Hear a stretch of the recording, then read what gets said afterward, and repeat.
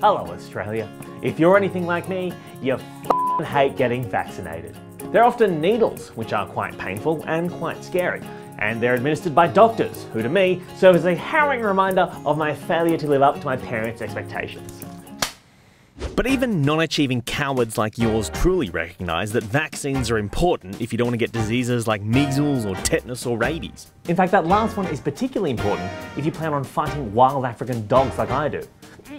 Already in New South Wales, unvaccinated kids can be forced to stay home from childcare or primary school during an outbreak, but the government wants to keep unvaxxed high school students at home as well. That means if you're not vaccinated and a disease you're susceptible to pops up at your school, you get some sweet unplanned holidays. But it also means that you might miss out on learning something really important and practical, like calculus. And if you missed them, how would you work out how long it would take for two trains travelling at 80 and 38 miles per hour, beginning 43 kilometres apart, to meet in the middle? Just kidding. You use algebra for that, not calculus. These New South Wales government reforms follow on from the federal government no jab, no pay reforms that came into effect in January, which bar families from some government payments if their children haven't had the required vaccines. And in fact, these kinds of reforms have led to record highs in immunisation rates across the country, except in a few areas like Byron Bay and Bellinger. Shocking, I know. And the record vaccination rates might seem surprising given the climate of hysteria surrounding vaccinations, fueled by credible vaccination scientists like Donald Trump and Jim Carrey. But let me tell you a little secret. Come in. There is no link between vaccines and autism.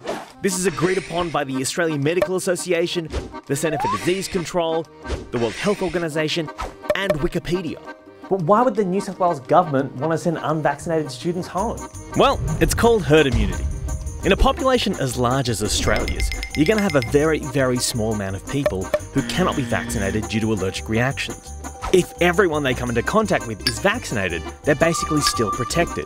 But if enough people decide not to get vaccinated, that increases the danger for the people with genuine medical exemptions and could lead to deadly outbreaks. So the safest thing to do is to keep unvaccinated kids away from possible infections, and that's what these health reforms are aiming for. And obviously there's a segment of the community that is very vocal and very passionate about this issue. So if you do disagree with this coverage, I would love to hear from you. I would love to hear your well-reasoned and logical disagreements with this piece. So please, feel free to get in touch with me at my personal email address, mark_Fennell@hotmail. Hey, none of that.